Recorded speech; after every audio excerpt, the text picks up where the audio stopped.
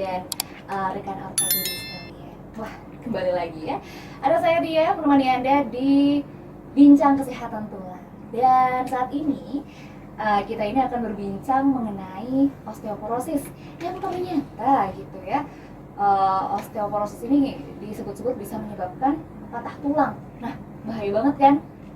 Jadi materi ini juga akan dibahas lebih mendalam bersama narasumber kita, yakni Dr. Alam Rahmat Kusnadi, spesialis ortopedi. Beliau merupakan salah satu dokter spesialis ortopedi Purwokerto.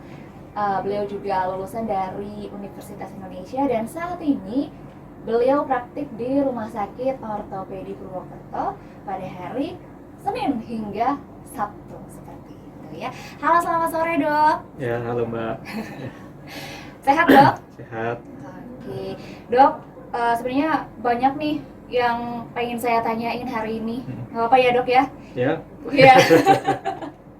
Banyak tanya kayak pembantu baru nanti. Nah, sebenarnya dok, apa sih yang dimaksud dengan osteoporosis itu gitu ya? Apa benar kalau osteoporosis itu sama aja kayak tulang keropos dok? Ya, jadi kalau osteoporosis itu memang kalau orang bilang tulang keropos ya. Jadi tulang keropos ini masanya berkurang dari tulang itu sehingga tulang itu rawan untuk patah.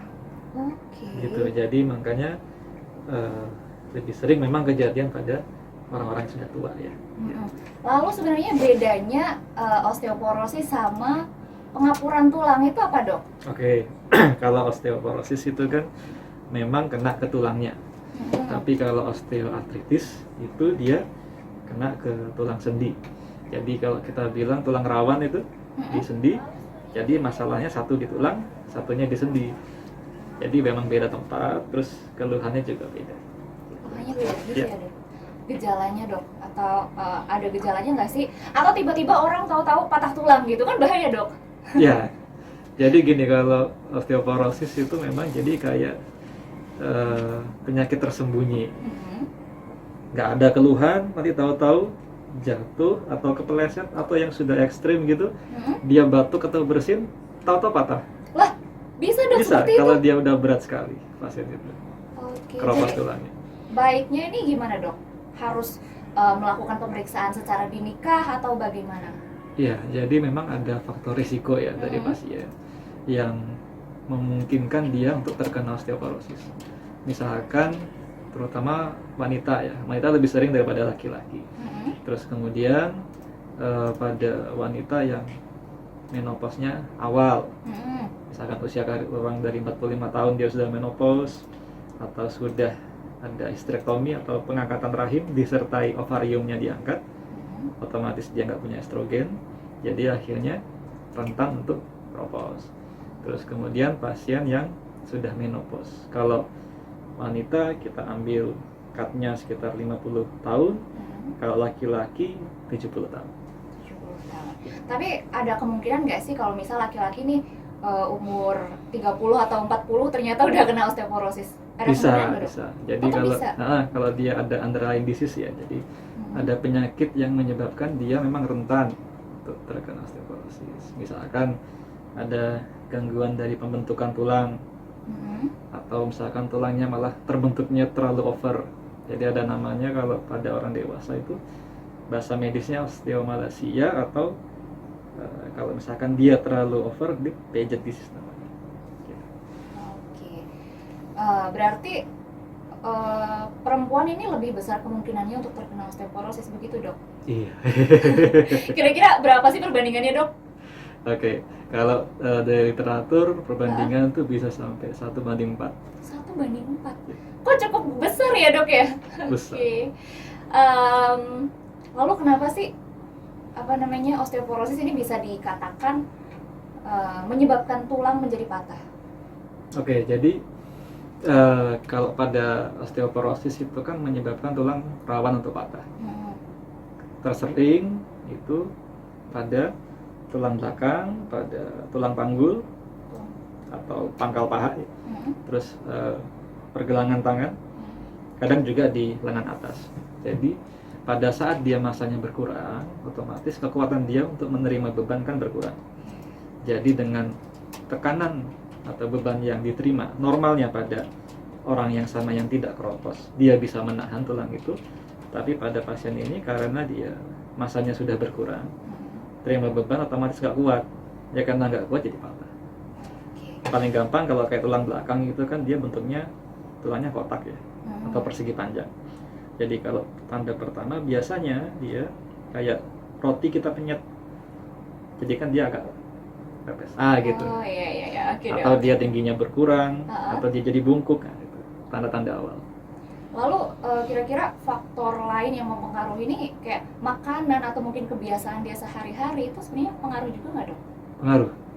Jadi makanan dietnya harus memang ya mengandung kalsium, atau sekarang yang memang lagi kayak ngetren tuh vitamin D, ya itu juga berarti penting. berjemur itu penting ya dok ya? Penting. Oke. Terutama untuk kita ya, karena vitamin D itu kan diaktifkan oleh sinar matahari dari UVB ya, UVA-nya enggak. Ada UVC juga, tapi UVC biasanya udah kesaring di ozon di atmosfer. Nah, jadi dia diserap lewat kulit, diaktifkan di liver, terus ke ginjal sampai akhirnya menjadi vitamin D yang aktif. Gitu. Jadi nanti vitamin D yang aktif itu membantu penyerapan kalsium yang di usus. Gitu. Kalau di Anasoba sendiri ada pemeriksaan apa aja sih dok? Oke, jadi kalau pasien datang memang kita pertama harus gali dulu ya riwayat penyakitnya seperti apa. Terus kemudian termasuk kita harus tahu menghitung BMI-nya. Dia masuknya ke apakah ke obes, apakah gendut aja atau ideal atau kurang. Karena kurang berat badan itu sendiri kan bisa berpengaruh juga ke keropos. Mungkin Mbak Tia perlu agak sedikit menambah ya. Jadi supaya nggak gampang keropos. Oke siap dok. Saya tambah. Nah, terus kemudian nanti setelah itu kita cek darah untuk menentukan kadar vitamin D. Itu bisa salah satu yang menentukan kadar vitamin D yang tadi gunanya untuk melihat kalsium itu diserapnya bagus nggak sama usus kita. Terus kemudian kita cek bisa juga kalsiumnya juga. Terus kemudian pemeriksaannya dengan radiologi. Radiologi itu bisa dengan ronsen, ada juga yang bisa dengan ultrasonografi juga bisa, atau juga bisa dengan scan. Jadi kalau yang radiologi seperti yang kita punya di sini ronsen biasa, tapi kalau ronsen biasa itu kita nilai dengan scoring ya namanya Zinc Index itu biasanya terlalu tinggi. Jadi kalau kita pakai di sini adalah DEXA namanya, Dual Energy X-ray Absorptiometry. DEXA.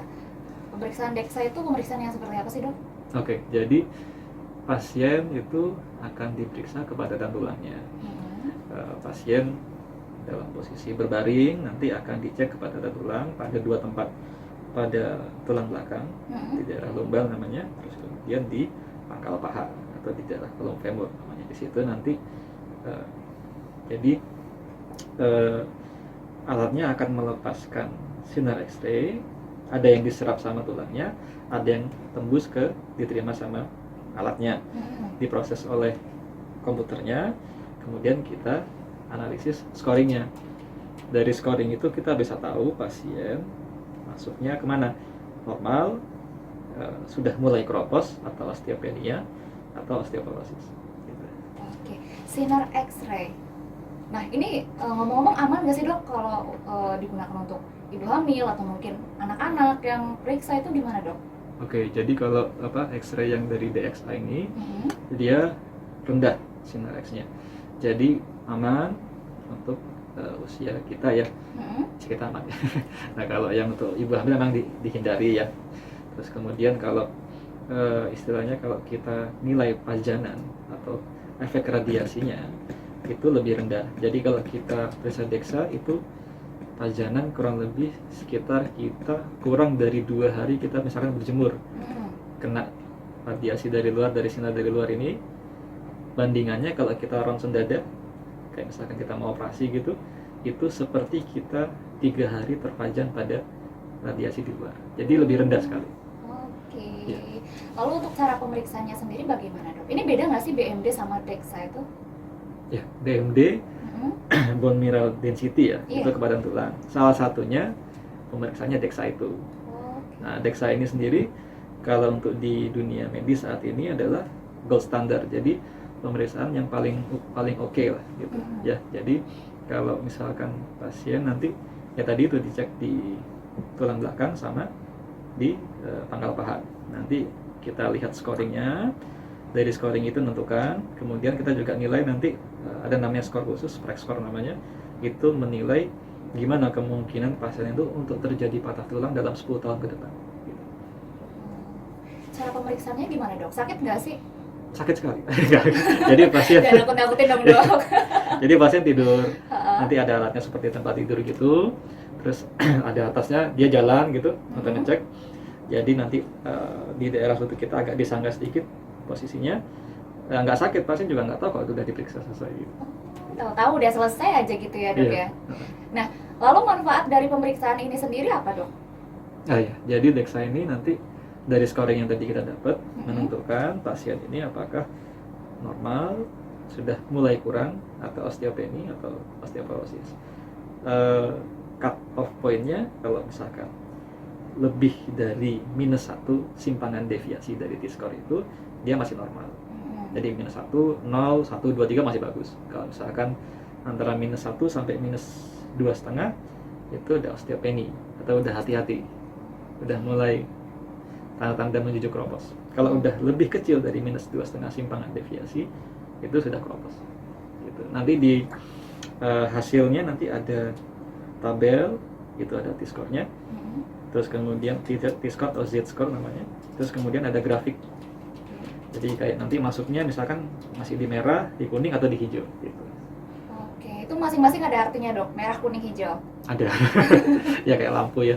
Kalau merah berarti udah kropos. Kalau kuning sudah osteopeni atau udah hati-hati. Kalau hijau masih oke. Oke. Lalu sebenarnya kalau si pasien ini nih dok datang nih ke RSOP itu bisa langsung dilakukan pemeriksaan atau harus bertemu dengan dokter dulu, nanti datang selanjutnya baru bisa dilakukan pemeriksaan? Oke. Kalau di sini bisa, jadi memang baiknya memang kita cek dulu ya. Kita cek dari pemeriksaan analisis, pemeriksaan fisik sudah oke, menunjukkan indikasi harus kita cek. Dan untuk pemeriksaannya sendiri pun tidak ada persiapan khusus. Jadi misalkan apakah harus puasa atau harus mengosongkan perut dulu apa gimana kan? Kayak operasi ya dok ya.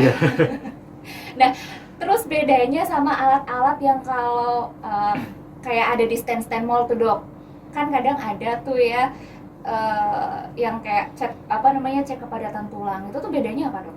Ada bedanya nggak? Ya, jadi kalau yang di kaki itu ya, yang kayak kita cuci kaki itu,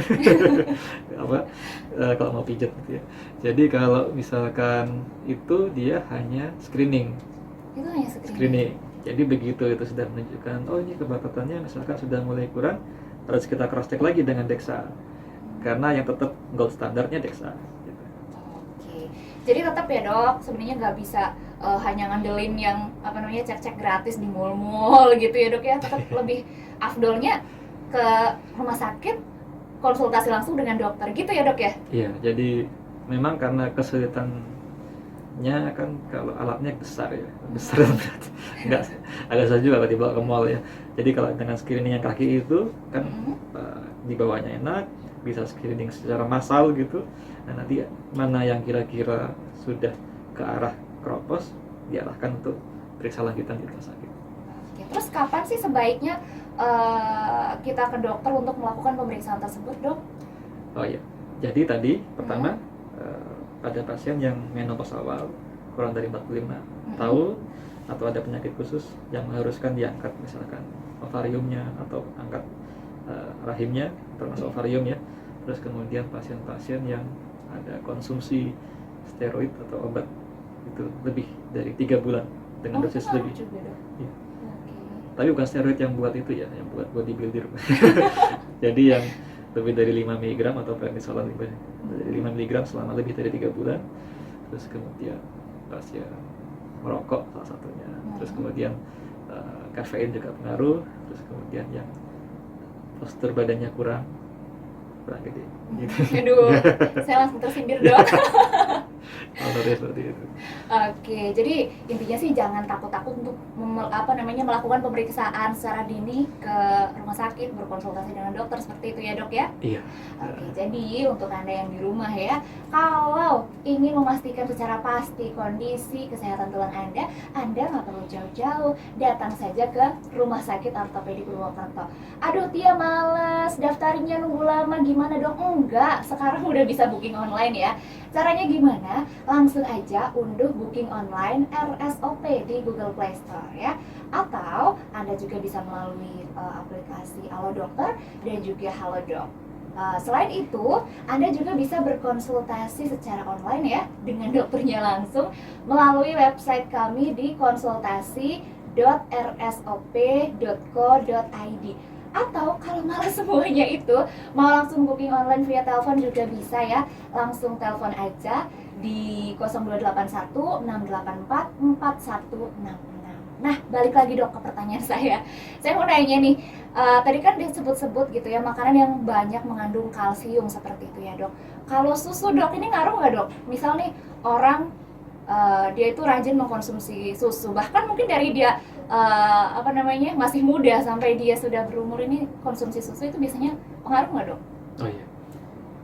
Terus promo dikit ya, jadi yang DXA itu di cover BPJS. Oh gitu. Berarti bisa ya dok yang mau periksa pakai BPJS ya dok ya? Nggak masalah. Ya. Terus kemudian gini, jadi kalau untuk makanan, memang kita pembentukan tulang, masa tulang itu dimulai paling tinggi pertama usia 20, peaknya atau puncaknya sekitar usia 30, terus bertahap dan mulai turun di situ. Ya. Terus kalau makanan memang yang tinggi kalsium seperti susu atau produk olahannya, yogurt boleh, keju boleh, es krim boleh, terus sayuran yang warna hijau, gelap, ya, terus kemudian kuning telur, boleh. Tapi kan ada kolesterolnya juga, jadi nggak bisa kita agak over ya, nanti kolesterolnya naik. Iya. Lalu untuk konsumsi vitamin dok, kan kadang disarankan untuk mengkonsumsi vitamin inilah itulah gitu ya. Nah, apa boleh terus menerus kalau kita konsumsi vitamin? Boleh. Jadi yang sekarang memang sedang kita coba untuk galakkan adalah vitamin D ya. Vitamin D itu jadi nanti untuk membantu penyerapan kalsiumnya, termasuk dia juga nggak cuma di tulangnya langsung ya, tapi juga pengaruh ke organ-organ lain seperti jantung atau pembuluh darah juga semua. Ya, jadi konsumsi itu tergantung nanti dari hasil yang kita peroleh dari hasil lab itu. Kalau misalkan memang dia kurang, kita berikan suplementasi vitamin D. Oke. Atau berarti nggak apa-apa ya dok kalau misal dikonsumsi secara terus-menerus seperti itu vitaminnya? Atau mungkin perlu dijeda? Nggak apa-apa dikonsumsi terus, nanti kan kita evaluasi lagi hasilnya. Oke, saya mau nyapa dulu nih dok yang udah pada gabung di Instagram kita. Ada Momi Risma, ada Saiful, ada Taufan, ada Denny, banyak banget nih dok. Apalagi fansnya Dokter Alam nih. Tadi juga ada siapa tadi ya namanya? Sebentar, ini banyak banget nih fansnya Dokter Alam nih, ya ampun. Selamat sore untuk semuanya. Ini nih ada Reisa Ristiani ya yang katanya nih Dokter Alam nih dokter yang baik dan dokternya nih ramah sekali gitu. Alhamdulillah anak saya sudah kembali sehat seperti sedia kala dok, ya ampun. Saya ramah lingkungan. Ramah alam. Oke. Selanjutnya dok mungkin ada saran-saran lagi untuk Taraners dan juga rekan ortopedi yang di rumah. Oke, jadi sebenarnya yang patut diwaspadai dengan adanya corona ini ya. Jadi banyakan kita kan memang jadi jarang keluar rumah, aktivitasnya juga banyakan duduk, entah ngadep komputer, HP atau laptop ya. Jadi kalau bisa memang tetap dikombinasi dengan aktivitas yang bearing kayak misalkan lari atau misalkan jogging atau misalkan skipping. Jadi tetap tulang itu perlu dikasih beban supaya dia ada proses untuk pembentukan dan pelepasan. Terus kemudian tetap pagi ada waktu yang disarankan untuk berjemur untuk mengaktifkan vitamin D. Kalau bisa tidak di antara jam 10 sampai jam 2. Jangan di antara jam itu. Lebih dari jam itu silahkan, nggak apa-apa. Seperti itu. Oke, untuk makan makanan dok, mungkin ada sayuran atau buah-buahan yang harus dihindari, itu ada nggak dok? Nggak ada, Nggak ada ya Nggak ada. semuanya. malah bagus. Malah bagus ya dok ya. Intinya sayur-sayuran hijau kayak Ya. gitu. Terus kacang-kacangan baik nggak Boleh, dok? boleh. Boleh. Terus apa kayak ikan Mm-mm. gitu. Kalau kalsium ikan yang bisa dimakan juga misalkan dengan tulangnya, kayak sarden, makarel gitu ya. Berarti ikan olahan itu juga baik ya dok ya? Bagus, bagus. Salmon gitu bagus. Oke deh. Jadi walaupun sekarang ini lagi banyak di rumah aja gitu ya, bukan berarti mager-mageran gitu ya dok ya? Jangan. Aktivitas harus tetap jalan. Iya. Oke, terima kasih sekali nih dok untuk waktunya sore hari ini gitu ya. Nggak kerasa ternyata udah hampir setengah jam gitu ya. Tapi diingetin lagi nih untuk Taraners dan rekan ortopedia sekalian gitu ya. Jangan lupa untuk Anda bisa memeriksakan kesehatan tulang Anda di Rumah Sakit Ortopedi Purwokerto. Rumah Sakit Ortopedi Purwokerto ada di Jalan Suparjirstam nomor 99 Purwokerto ya. Ingat, dicatat ya, atau mungkin mau telepon dulu boleh banget, bisa langsung telepon ke nomor kita di 0281 684 4166 atau bisa juga melalui nomor customer care kami di 0811 2519 001 ya. Untuk booking online gimana caranya? Diulangi sekali lagi deh. Langsung aja ke website kami di konsultasi.rsop.co.id. Bisa juga booking online via Halodoc, Halodoc dan juga Halo Dokter ya. Atau bisa juga melalui aplikasi booking online RSOP seperti itu. Dok, makasih banget waktunya untuk sore hari ini. Ya, sama-sama. Seneng banget loh bisa dikasih waktu ngobrol-ngobrol sama Dokter Alam, karena ini kayaknya baru sekali saya ngobrol sama Dokter Alam. Walaupun udah 2 tahun di sini, ternyata ini baru sekali loh dok. Oh iya. Oke, jadi terima kasih juga untuk Anda yang sudah bergabung.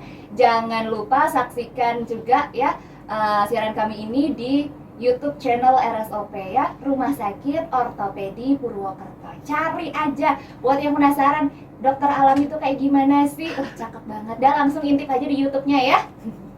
Bisa juga intip di Instagram RSOP, RS Ortopedi PWT gitu aja. Oke, jadi sekian dulu kebersamaan kita di sore hari ini. Terima kasih untuk Anda yang sudah bergabung. Terima kasih waktunya untuk Dokter Alam juga ya. Kita ketemu di lain waktu.